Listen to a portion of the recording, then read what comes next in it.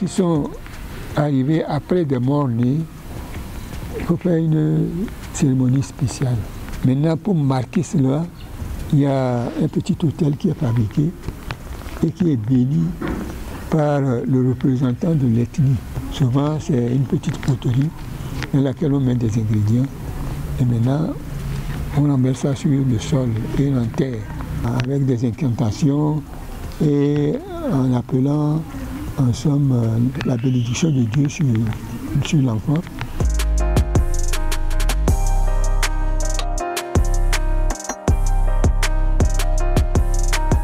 J'ai un petit hôtel qui est enterré et c'est là que je dois faire périodiquement, c'est-à-dire tous les ans, une cérémonie. Alors, le rite consiste à tuer une poule noire. Maintenant, c'est une poule blanche. On fait ça pour demander encore, en somme, la bénédiction de la petite divinité qui se trouve, qui est personnelle à moi. Et ensuite, on demande encore le concours des autres divinités.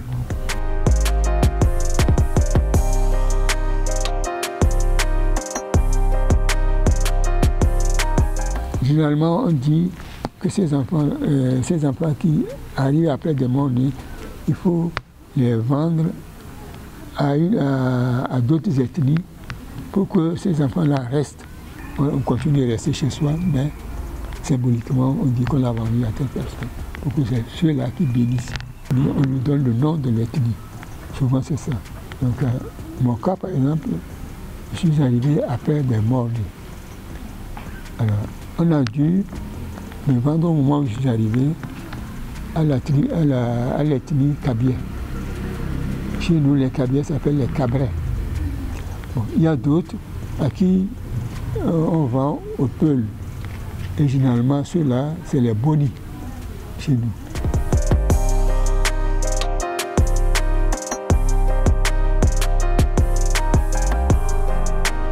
On ne doit pas les confier, par exemple, à des oncles. Il doit rester au sein de la famille. Ou bien, on dit, bon, on peut la confier, mais il y a certaines choses qu'on ne doit pas lui faire.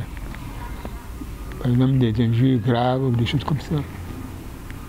Ça peut arriver que l'enfant soit en colère d'une façon difficile à expliquer, ou bien soit souvent malade, fait la consultation.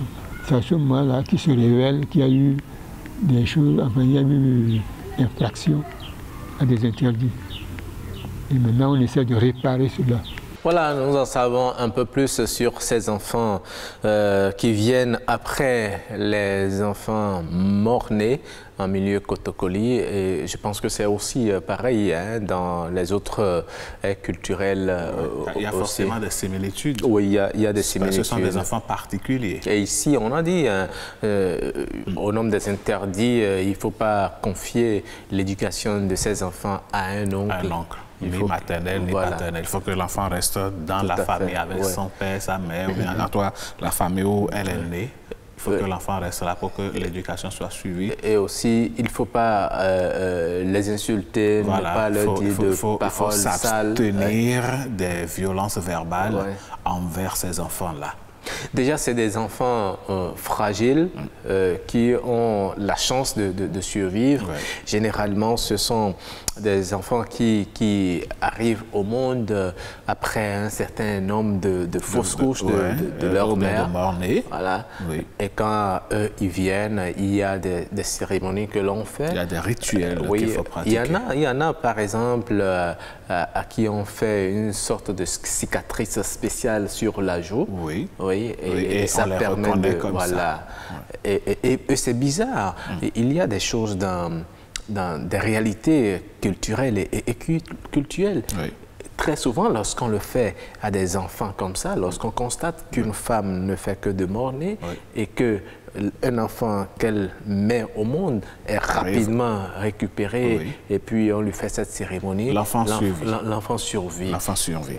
Non, qu'on le veuille ou pas, Roch, Aurélien Akouaïnou, notre culture en tant qu'Africain restera et aura toujours eu un certain impact sur nous. C'est vrai, on ne va pas tout dénigrer, on ne va pas tout rejeter. Et c'est d'ailleurs, comme nous le disions hier dans notre émission qui est passée, c'est-à-dire qu'il faut que nous tirions ce qui est bon dans tout ceci et rejeter ce qui est mauvais.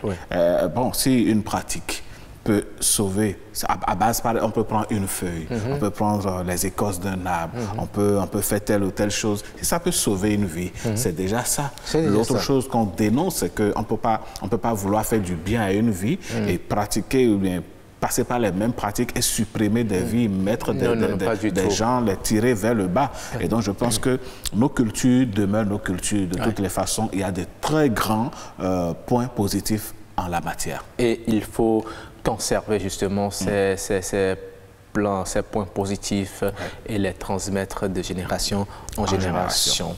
Voilà, merci beaucoup à Fulgencio Arampondi qui est allé nous chercher ces informations.